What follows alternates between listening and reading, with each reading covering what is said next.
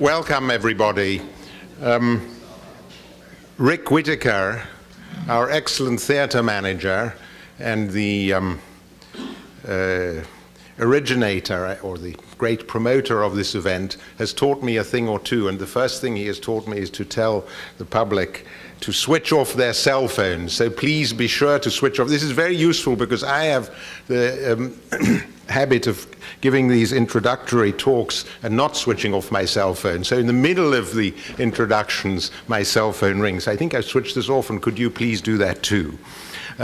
Those of you who came up by elevator may not have noticed the rather wonderful stand of the even more wonderful books of the Canti by Leopardi, which Jonathan Galassi has translated, which you can buy downstairs. And I can tell you, you should buy them instantly, because those of you who don't know Leopardi will find your lives transformed. And now, those of you who don't know Italian will be able to have them transformed anyway by the excellence of Jonathan Galassi's translation. It's such a pleasure to see all of you here this evening. This is quite a full house. I'm very relieved that we didn't decide to hold this event, as we usually do in the case of readings and presentations, in our charming library upstairs, because then it would have burst beyond its seams. And so we have migrated into the theater, to which I welcome you. Some of you have not been here before. It's a great building, the last of the buildings to come from the studio of McKim, Mead and White. It was built in 1929. So you see a great remnant of old New York with the wonderful Italian stemma around the sides. I wonder what Leopardi would have said about those. As you know, Leopardi, we love him for these poems, but we also love him in a way for who he was. You know that he died a little older than Mozart at the age of 39 in 1837. I'm going to leave Jonathan to tell you about Leopardi, but he does have this irresistible character because he suffered as much as we all did, plus, as it were, because, you know, his looks never developed the way he would like, and he didn't publish as much as he should have, but he scribbled, if one can call the great writings of the Zibaldone a scribble at all. We do have a number of very distinguished readers here this evening. I'm so happy to see my friend Shirley Hazzard here with us this evening, who will read some of the translations. I'm happy to see Mark Strand, whom I don't know well enough, but obviously if you live in New York for a while, paths cross. I'm also very happy to have here with us my distinguished colleague Paolo Valesio, who made the very sensible migration south from New Haven a while back and has been such a great asset to Columbia. I'm not going to introduce them because Jonathan will do this, I think, as they come on to do their portions of this evening's event. Alas, Richard Howard was supposed to be here, but he's not well enough to join us this evening. As you know, he was hospitalized recently. I think he's fine, but he couldn't make it this evening. But I think we have really quite a distinguished, I'm counting now, quartet of readers this evening.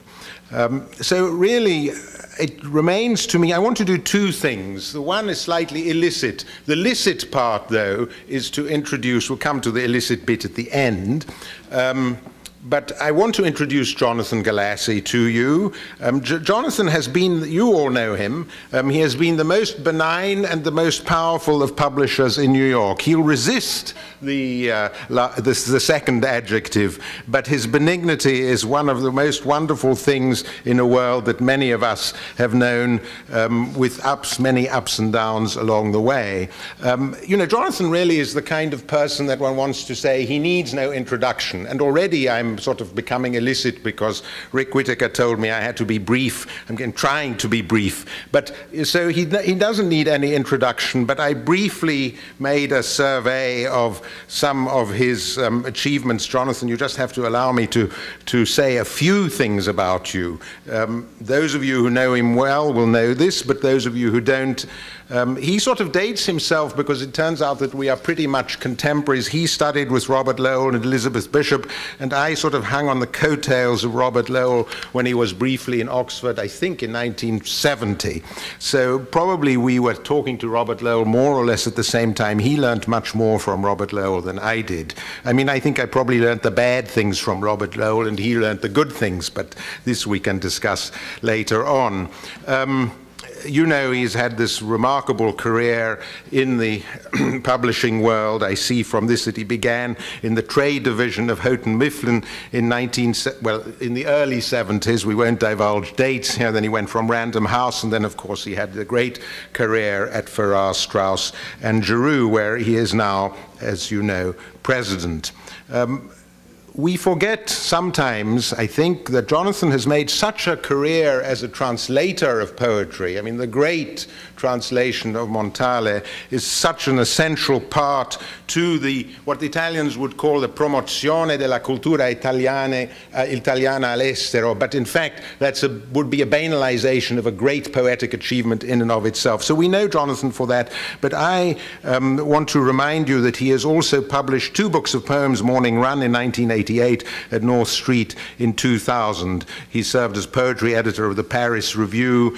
He has moved so ably from the world of commercial publishing to or between the world of commercial publishing and the life of poetry, that is an inspiration to all of us who sort of struggle somehow to be on one side but never manage to be on both sides. So Jonathan, you exemplify the redemption of commerce, I think one could say.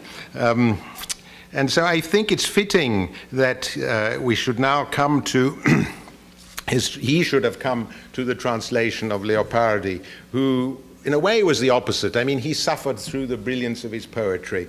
And I now come to the illicit bit. I'm very happy to have you here with us, Jonathan. I'm now going to come to the illicit part, because I know you are all going to be reading, some in Italian, but mostly in English, from the Canti of Leopardi. But many of you know that, in a way, some of the most moving aspects of Leopardi's writings come from the Zibaldone, and we decided that, although I sort of manage in Italian, perhaps I shouldn't say anything in Italian, but I wanted to read you a passage from his remarkable Discorso di un Italiano intorno alla poesia romantica. I wanted to read a passage of that in English in the marvelous notes which Jonathan has added to the book, which you should all buy downstairs. I mean, I was reading the poems and then I found that there's a whole section of the most wonderful, erudite, witty, learned notes you can imagine, and moving ones. And I wanted to read his translation of a passage from the Discorso about the Italian, you know, the discourse by an Italian about romantic poetry. And then I looked at the passage which Paolo Valesio, who I should say directs a wonderful modern annual review of poetry, the Italian Poetry Review, right over here, and I recommend you to read. Paolo will recognize this immediately, but I can't resist reading it first in Italian, if you'll allow me, and then in English. So he's talking about the imagination. Ma qual era in quel tempo la fantasia nostra, come spesso e facilmente s'infiammava, come libera e senza freno, impetuosa e instancabile spaziava, come ingrandiva le cose piccole e ornava le disadorne e illuminava le oscure, che simulacri vivi e spiranti, che sogni beati, che vaneggiamenti ineffabili, che magie, che portenti, che paesi ameni, che trovati romanzeschi, quanta materia di poesia, quanta ricchezza, quanto vigore, quanta efficacia, quanta commozione, quanto diletto. So, you know, this is a long list which has this extraordinary period and ends with this sigh of pleasure, and this is how Jonathan translated it. But what was our imagination then? How often and easily inflamed, how free and unrestrained, how it wandered impetuous and inexhaustible, how it magnified small things and loved simple things, and illuminated dark things. what living simulacra and breathing creatures, what lovely dreams, what ineffable daydreams, what magic, what portents, what lovely lands, what chivalric finds, such material for poetry, such riches, such vigor, so much power, so much commotion, so much delight. So that's what I hope we have this evening. Thank you, Jonathan, for bringing this to us.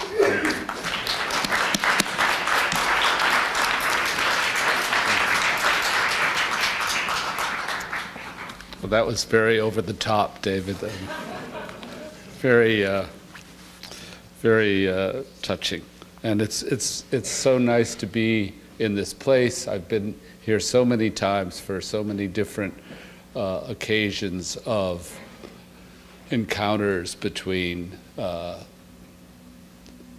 American readers and Italian culture, and it's a sacred space in that way, and so it's a special honor to be talking to you about this latest project that I've worked on for the past 10 years. I started out trying to be a translator, engaging with Montale, who was a writer I got to know when I was young through the suggestion of a friend of mine, the poet Frank Bedart, that I translate his Xenia poems, which were memorial poems for his wife. And it was kind of a bald suggestion, but I did it, and it was a wonderful experience. And then I decided that, and I didn't know Italian that well then, to be honest, but you learn by doing, and so I then decided I would translate some of his essays, and eventually we did a book that Echo Press published called The Second Life of Art, which was Montale's essays, a very slim selection of his voluminous journalism and criticism. And then I was commissioned at Random House to translate his last book of poems, Altri Versi, which came out right at the time of his death. And then I sort of, as I often do in my life, I backed into doing his serious, great work. And I spent a lot of years, 13 years on that project, and I learned a huge amount. I called it my PhD because I never went to graduate school. But I did engage with him very deeply, and I tried in the edition that I did to actually make clear what exactly Montale was saying in his line by line. And because there was a lot of talk about his obscurity and his hermetic qualities and all. And actually when you really get down to it, it may be hermetic, but it's clear exactly, very, very clear what's going on, most of the time anyway. So I did that project, and it was a wonderful immersion in poetry and in Italian, and I enjoyed every minute of it, and I never got tired of Montale. But when it was done, I thought, all right, what are you going to do now? And I try to write poetry myself, and I thought of doing those translations as a way of doing poetry. It was an exercise and a kind of way of a discipline, I'd say, and I learned a lot for my own writing from doing it. But when it was done, I thought, all right, what are you going to do now? And I didn't see any other modern poets who appealed to me as much as Montale. I was totally smitten by him, and I remained so. So I decided I would look backward, and I came pretty soon to Leopardi, who was a poet that Montale didn't really talk about much, and they said he didn't really like him that much. But once I started working on Leopardi, I found all these quotations from him in Montale that I hadn't really recognized. So someday I have to go back and fix those footnotes. So I decided that, you know, I had been pretty, had a lot of, that I had had enough temerity to try to translate Montale, who everyone said was famously difficult. So I decided to try to work on Leopardi, who's much more difficult. And it was hard. It was very, very difficult. It was really an agon because there's so many different Leopardis. He's not, he's the first great modern poet of Italy. He's the inventor of the personal lyric. He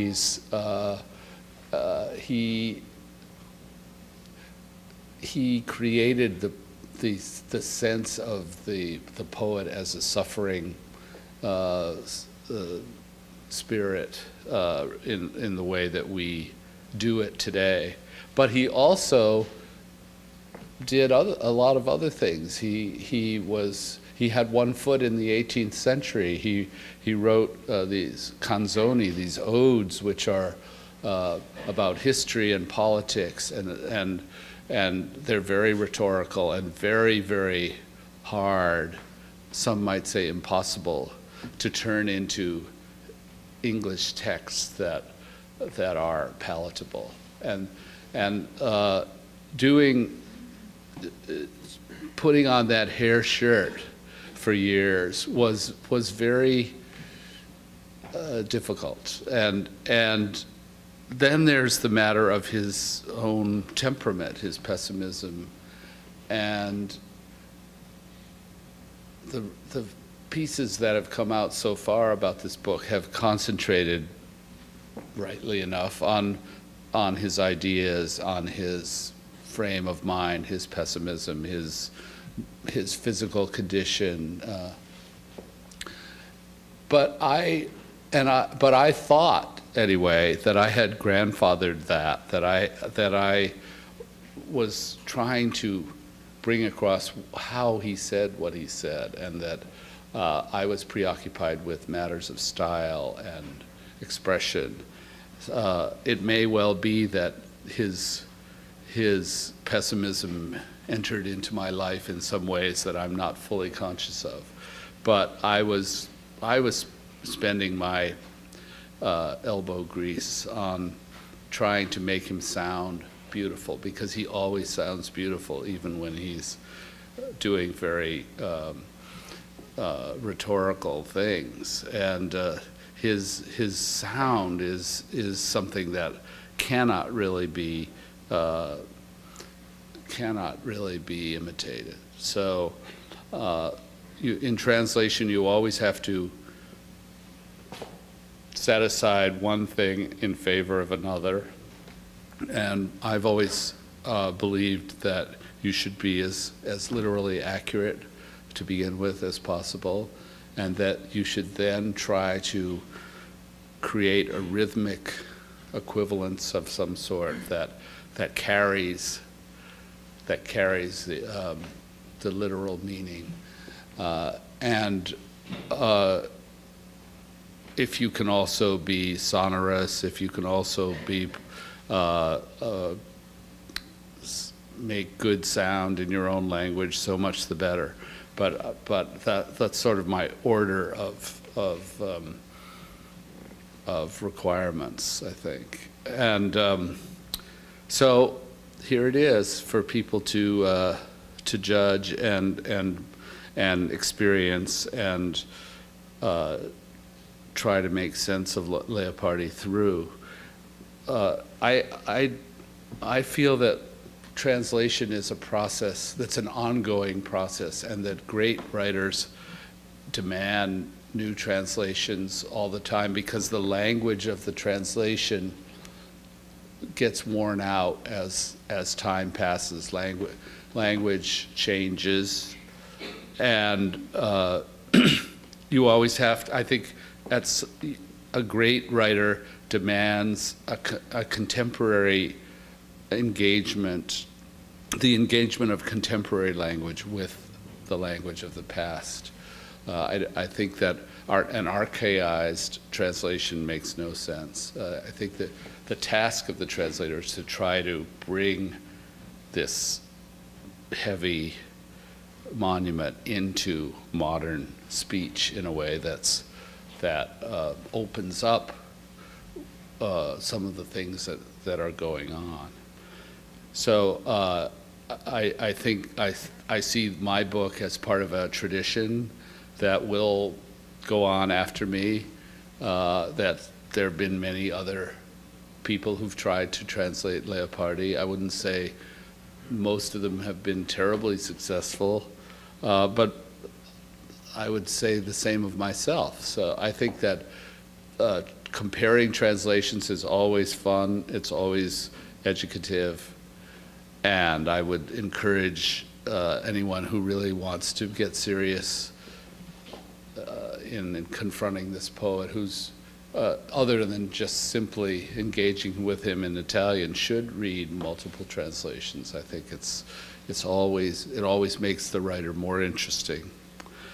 But tonight, some friends have agreed to help me out in showing you my approach, and I'm very grateful to them. And I think the best way to begin probably is I'd like to ask Paolo Valesio to read one of Leopardi's greatest poems, which is the Canto Notturno. It's longer than his shortest lyrics, but it's not one of his long poems. It's a very, very beautiful poem, and maybe Paolo, you would talk a little bit about the form of the poem too before you read it, because the rhyme and all is very, very, very spare and very incisive and important. So Paolo, will you come, please? Thank you.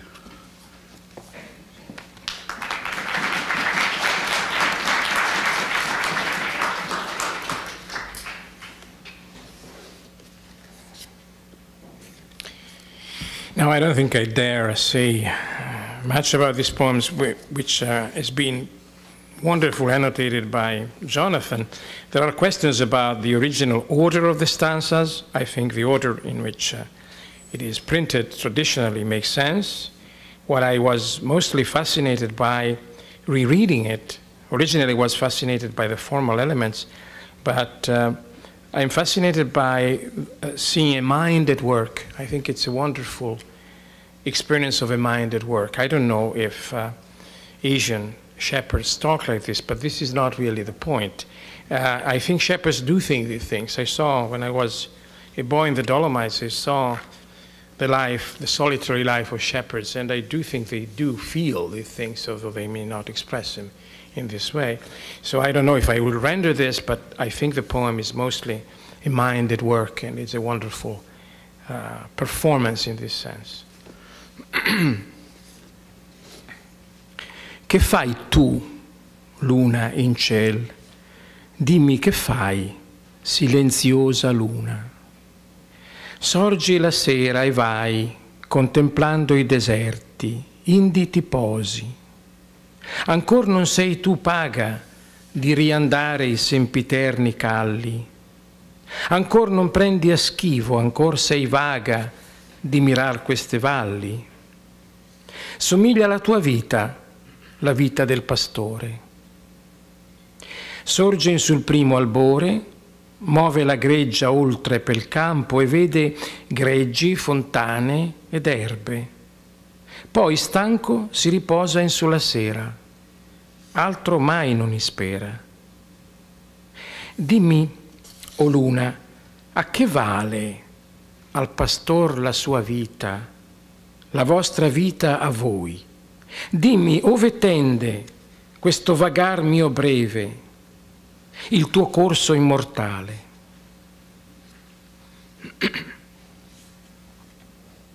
Vecchierel bianco, infermo, mezzo vestito e scalzo, con gravissimo fascio in sulle spalle, per montagne e per valle, per sassi acuti ed alta arena e fratte, al vento, alla tempesta, e quando avvampa l'ora e quando poi gela, corre via, corre, anela, varca torrenti e stagni, cade, risorge, più e più s'affretta, senza posa o ristoro, lacero, sanguinoso, infin che arriva colà dove la via e dove il tanto affaticar fu volto.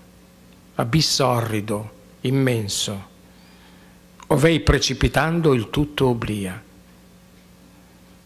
Vergine luna, tale è la vita mortale. Nasce l'uomo a fatica ed è rischio di morte il nascimento.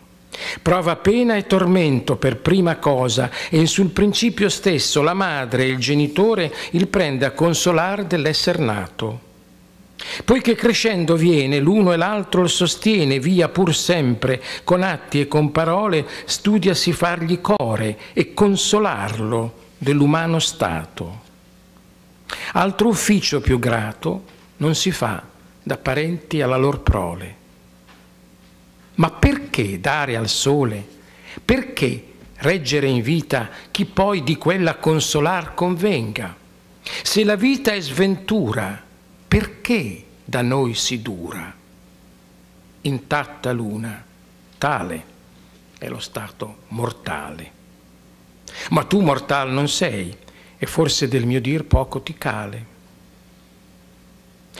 Pur tu, solinga, eterna peregrina, che sì pensosa sei, tu forse intendi questo viver terreno, il patir nostro, il sospirar, che sia questo morir, questo supremo scolorar del sembiante e perir dalla terra e venir meno ad ogni usata amante compagnia. E tu certo comprendi il perché delle cose e vedi il frutto del mattin, della sera, del tacito infinito andar del tempo. Tu sai, tu certo, a qual suo dolce amore rida la primavera, a chi giovi l'ardore che procacci il verno coi suoi ghiacci, mille cose tu sai, mille discopri, che son celate al semplice pastore. Spesso quand'io ti miro star così muta in sul deserto piano, che in suo giro lontano al ciel confina, ovver con la mia greggia seguirmi viaggiando a mano, e quando miro in cielo arder le stelle dico fra me pensando: a che tante facelle?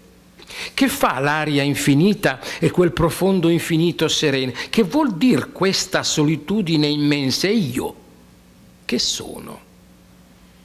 Così meco ragiono, e della stanza smisurata e superba e dell'innumerabile famiglia, poi di tanto adoprar, di tanti moti, d'ogni celeste, ogni terrena cosa, girando senza posa, per tornar sempre là donde son mosse, uso alcun frutto indovinar non so. Ma tu per certo, giovinetta immortal, conosci il tutto. Questo io conosco e sento, che degli eterni giri, che dell'esser mio frale, qualche bene o contento avrà fors'altri, a me la vita è male. O greggia mia che posi o te beata, che la miseria tua credo non sai, quanta invidia ti porto. Non sol perché d'affanno quasi libera vai, qu'ogni stento, ogni danno, ogni estremo timor subito scordi, ma più perché giammai tedio non provi.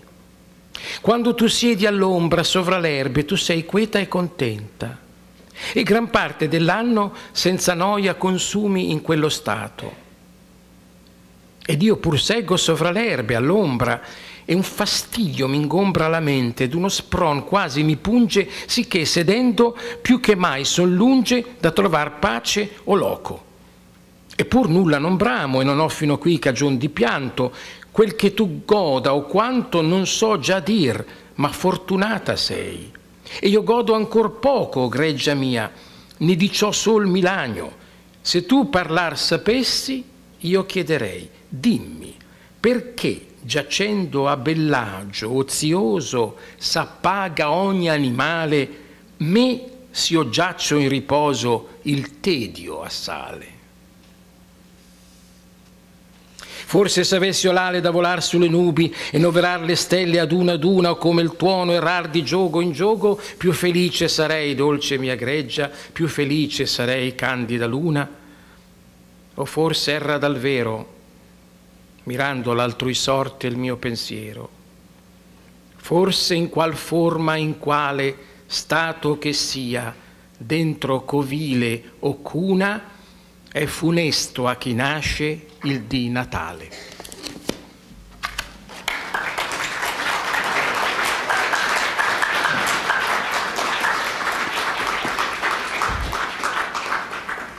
That was an absolutely wonderful reading, Paolo. Really so dramatically accurate and expressive.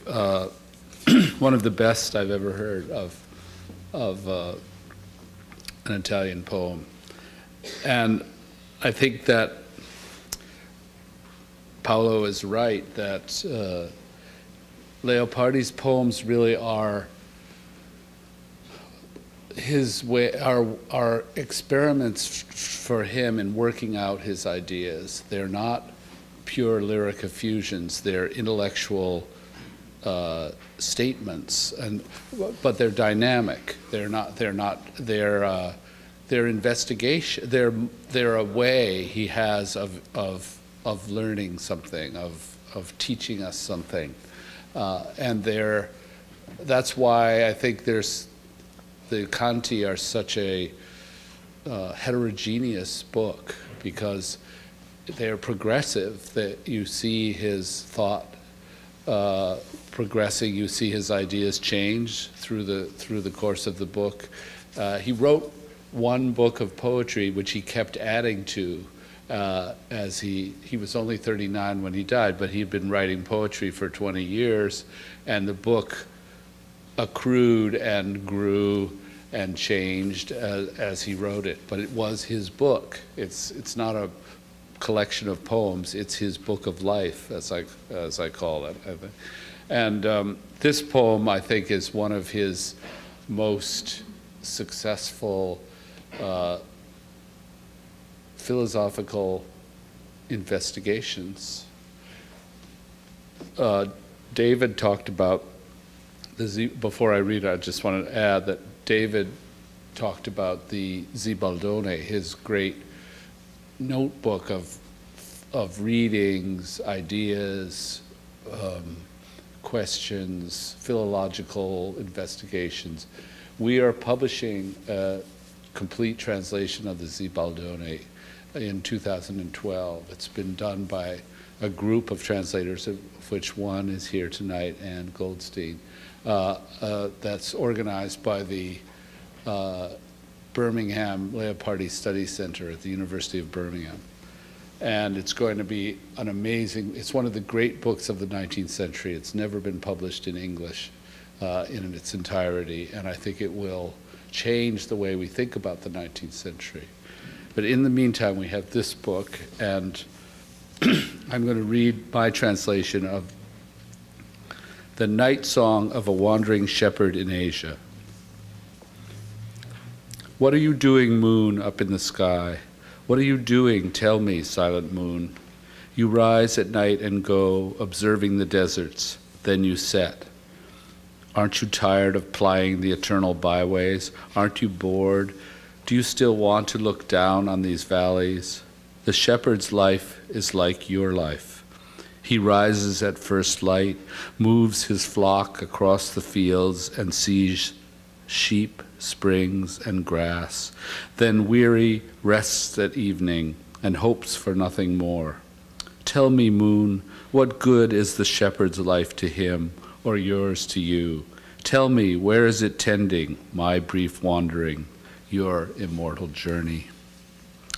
Little old white-haired man, weak, half-naked, barefoot, with an enormous burden on his back, up mountain and down valley, over sharp rocks, across deep sands and bracken, through wind and storm, in hot and freezing weather, runs on, running till he's out of breath, crosses rivers, wades through swamps, falls and climbs and rushes on, ever faster, no rest or relief, battered, bloodied, till at last he comes to where his way and all his effort led him, terrible, immense abyss, into which he falls, forgetting everything. This, O Virgin Moon, is human life.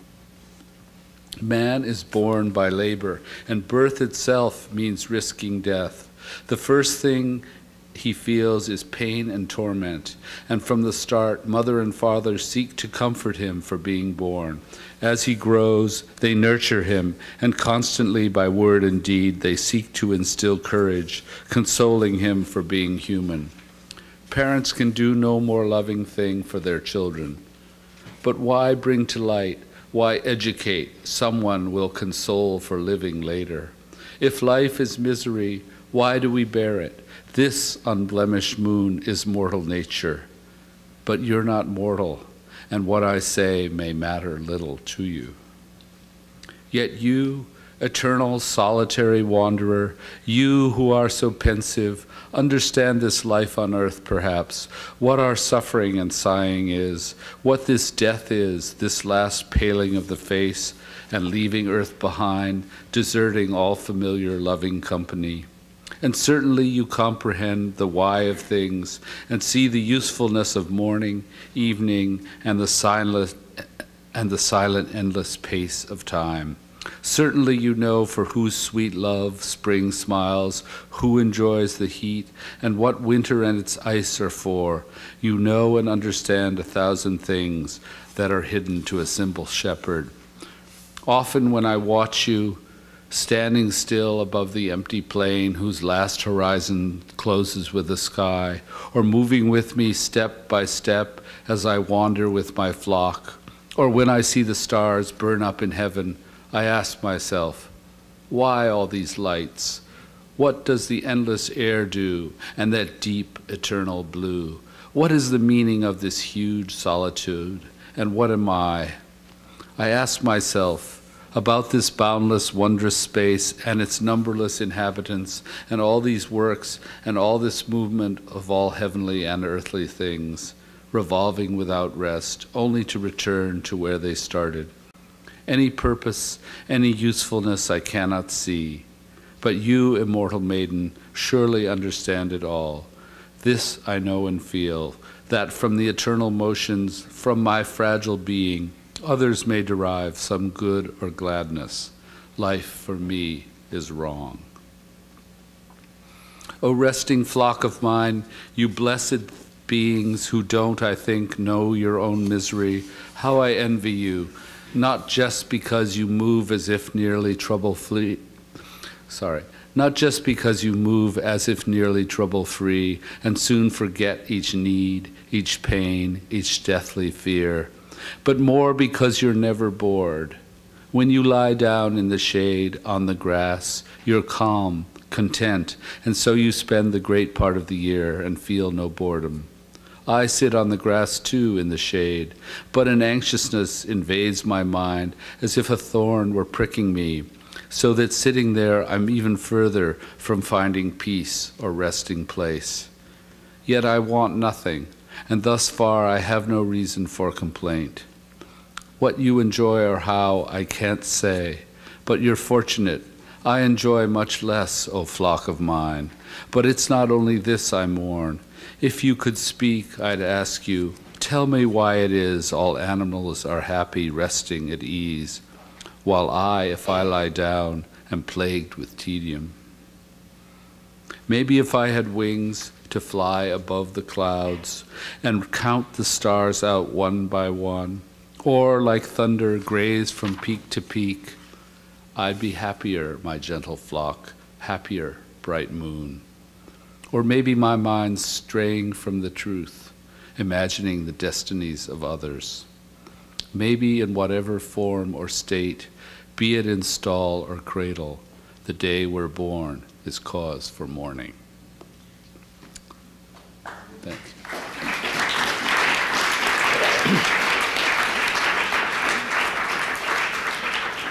So now I think we're going to ask a couple of friends who have had their own deep engagement with Leopardi to read a poem or two.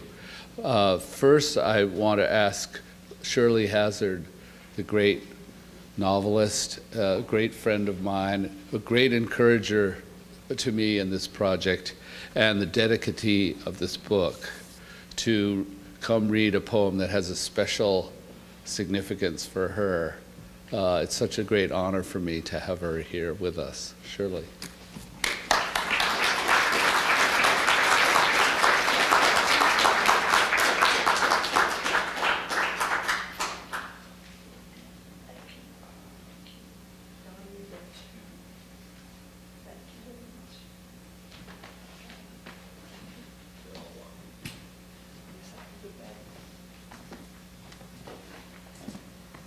Thank you. Good evening.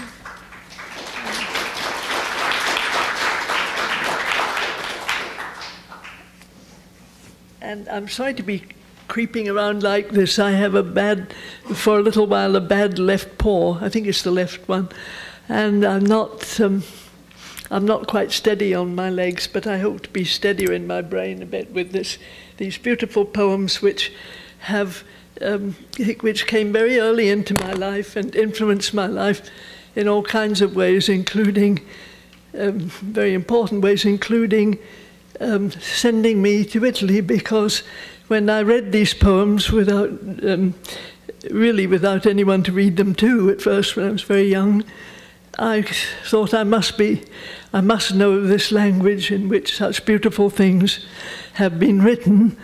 And the word beautiful, which seems to have fallen into a kind of disgrace in our times, in our aesthetic times, I think has so much meaning in the great poets that people have become afraid of saying beautiful unless it's a beautiful hamburger or something of this sort. We don't seem to have the courage to say that something truly marvelous might be beautiful.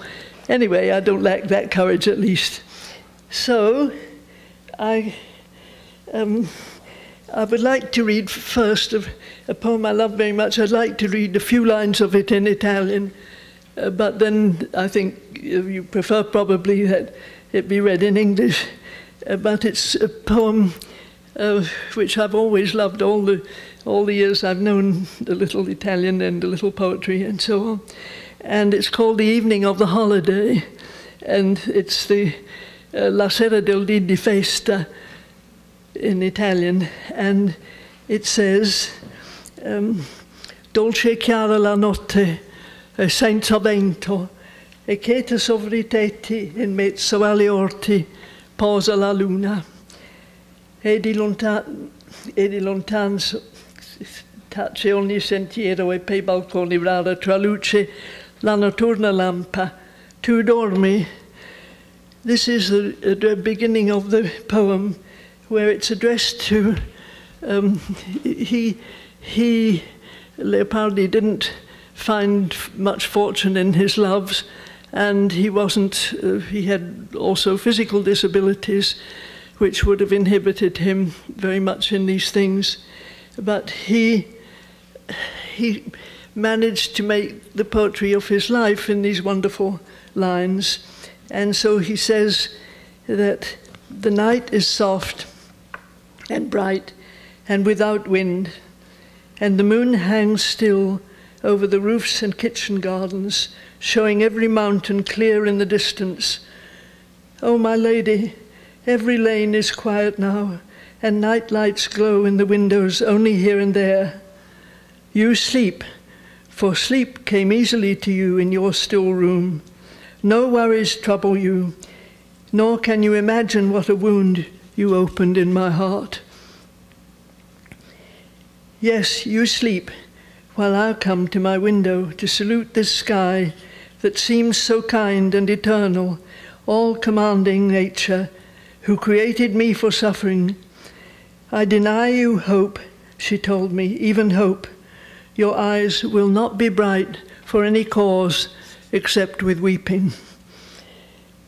This was a holiday. Tonight you rest from play, and maybe in your sleep you dream of all the men you pleased today, and those who pleased you too. But I don't come to mind, not that I hope to. So I ask myself, what remains in life for me? And I fall down on the ground and rage and shake. Horrific days at such a tender age. On the road, not far from me, I hear the lonely song of a workman coming late from his evening out to his poor home. And my heart is stricken to think how everything in this world passes and barely leaves a trace. Look, the holiday today is gone. The workday follows. After our day of rest, and time makes off with every human thing. Where is the clamour of those ancient people? Where is the renown of our famed ancestors and the great empire of their Rome, her armies, and the din she made on land and sea? Everything is peace and quiet now. The world is calm and speaks no more of them. In my young years, in the time of life when we wait impatiently for Sunday, afterwards I'd lie awake unhappy, and late at night a song heard on the road, dying note by note as it passed by, would pierce my heart the same way even then. Thank you. Thank you.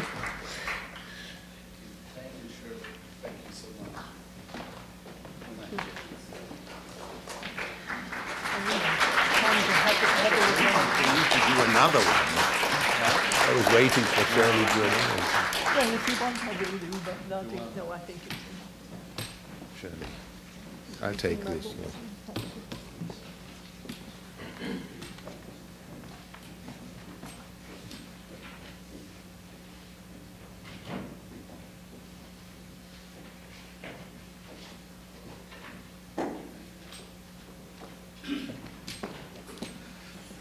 And now Mark Strand, a great long-standing friend whose own work has been touched by Leopardi in various ways, is going to read a poem. And I hope you'll say something about Leopardi too, Mark.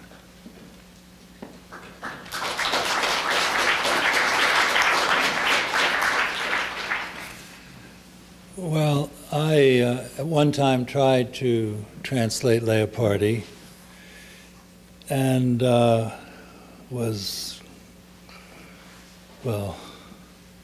fell far short. And but I did what a lot of American poets were doing at the time, was that I stole from Leopardi, or they stole from their favorite poets. Poems were written after so-and-so. And I did that, and now I see, even in writing after Leopardi, how far short I came. Jonathan's translations are simply great. And,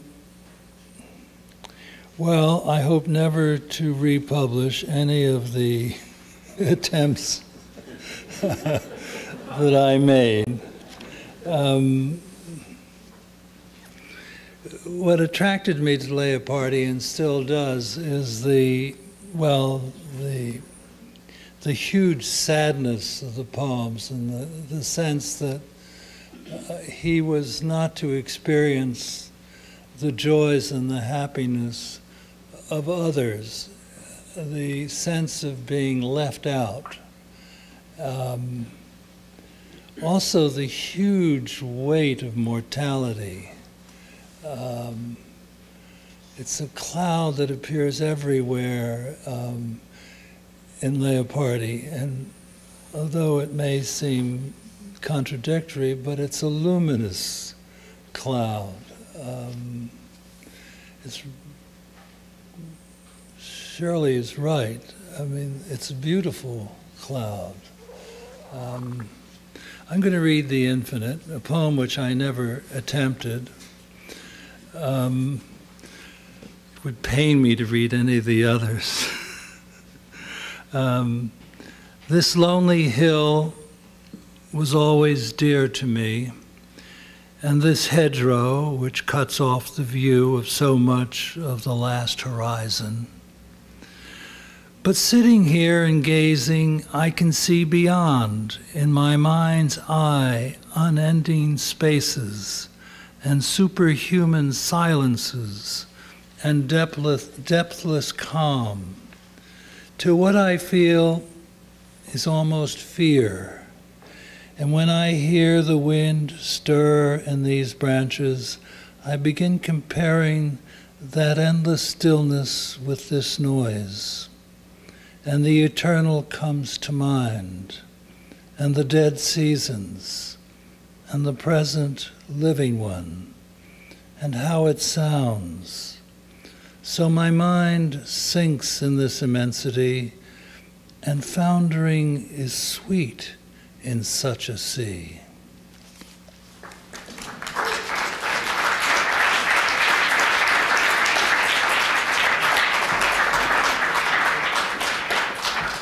Thank you, Mark. That was wonderful. I need to confess that I told you that when I was young, Frank Bedard asked me to translate Xenia poems.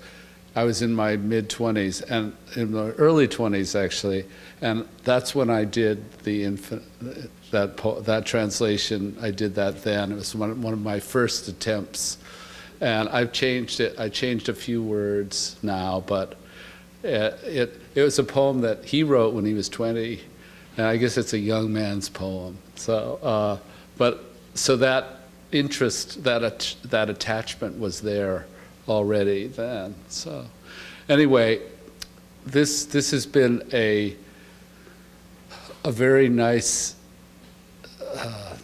assaggio of Leopardi. It's wonderful to have these friends read the work. But I thought if anyone wants to make a comment or ask a question, we could have a few. I don't want to hold you too long, but if anyone has something they'd like to talk about, now's your moment. Jeannie. Intractable, yes, I'm not going to tell you which ones, but there are. She asked if I found some intractable poems, and yes, I particularly found it's actually not part of the Canti, but it's in one of the operette morali, the song of the mummies which in the studio of Ferdinando Roisch, I think it's called, and it's a great lyric, but no lesser poet than Thompson, who translated Leopardi's prose in the 19th century, said it was impossible to translate. And I did do a translation, but I can't say it comes anywhere near the sort of dolorous, insistent lyric strength of the original. That's one. There are others too. He's hard. Mark. Is there going to be a translation of the operette morali? Well, there's several. There's one from Stanford University Press. Is it Cicchetti? Yeah. Hello, Maristella. How are you? Jonathan, I want to say that it's such a pleasure for me to see you again. It's wonderful. And everything that I heard and I saw, I followed with Paolo, is magnificent. And I was waiting for L'Infinito. but you are really insuperable in the way you translate. Oh, well, it's very, very flattering, but not true. But someone will come along very soon, I think. But translation is I feel it's a process, and you're part of a. When I was working on Montale, Arrowsmith had done his translations, which were very interesting, and we even talked about translating Montale together at one point, but I don't think that would have worked, given our personalities. But I think it's good to have two different or multiple translations of a great writer. I think it makes him or her more interesting in many ways. So, but thank you for your kind comment. I remember some of your Montale, some of the poems that you translated, some of the poems of Anna. Yes, yes. Surely. Somebody just used the word pleasure. I find it's strange how little that word is used about the most exciting pleasure some of us have in life, and pleasure that's been so durable for thousands of years. Poems have gone on being repeated and even if not recorded. And there should be I find pleasure tonight. I find absolute delight in hearing people talking about poems they've loved and reciting poems. And yet very rarely is it mentioned now as one of the great pleasures of our lives. What we will do if it conks out as a pleasure, I don't know.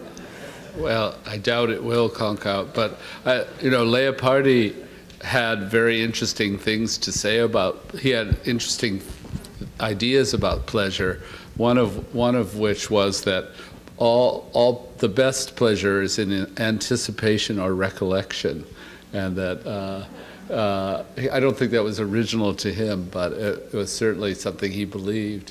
And then he also talked about the pleasure of pain, the pleasure of, Mark touched on that in a way, the pleasures in sadness, and I think Mark is right when Leopardi was not a Christian. He read his father's classical library, and he absorbed Greek Stoicism. Really, he was an Epicurean, and so death was the final. There was no afterlife for Leopardi, and so that gave life a tremendous poignancy and you might say a hyper beauty that a Christian writer might have felt very differently about, I think. Lynn. Yeah,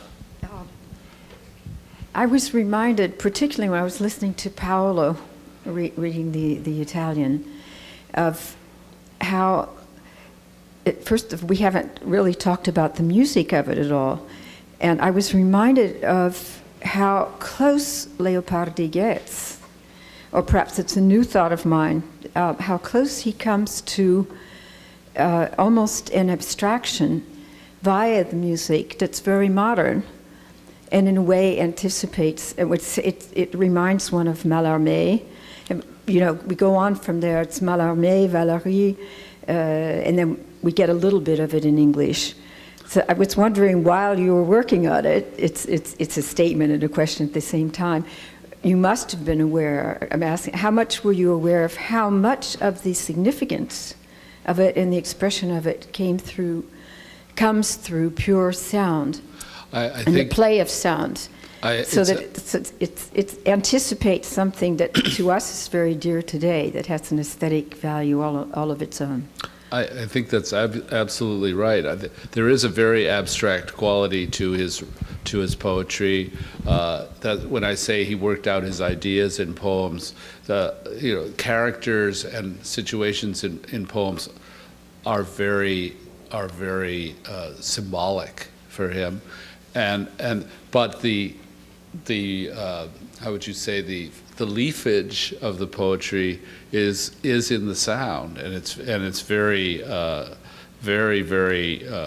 beautifully modulated and wonderful to listen to, even when the ideas themselves are bare, nude, you'd say, in a way. So I think that's true, and that's part of you could say that's the other side of his modernity, the structural side. I agree with you. Mark. Rick, I'm sorry. I know. I don't have a question, I have a request. The poem that Mark read was so beautiful, but it was awfully short, and I wonder if he might read one more. Yes, please do.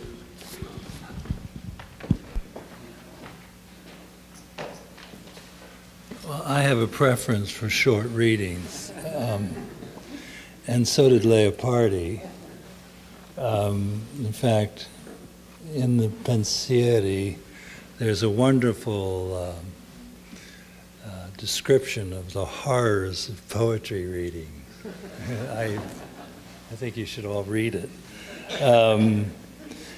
I'm going to read what is a fragment, and it's one that I translated and shortened, was attracted to because it's so strange. It's a brief dialogue.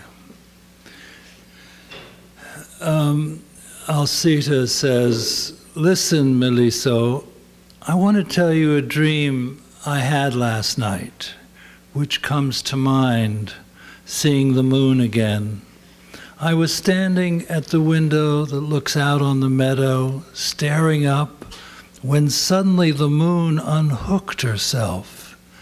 And it seemed to me that as she fell, the nearer she got, the bigger she looked, until she hit the ground in the middle of the meadow, big as a bucket, and vomited a cloud of sparks that shrieked as loud as when you dunk a live coal in the water and drown it. So, as I said, the moon died in the middle of the meadow, little by little, slowly darkening, and the grass was smoking all around. Then, looking up into the sky, I saw something still there, a glimmer or a shadow, or the niche that she'd been torn away from, which made me cold with fear.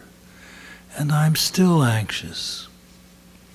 Melisso, you were right to be afraid when the moon fell so easily into your field. Alcita, who knows? Don't we often see stars falling in summer? Melisso, there are so many stars that if one or another of them falls, it's no great loss, since there are thousands left. But there's just this one moon up in the sky, which no one saw fall ever, except in dreams.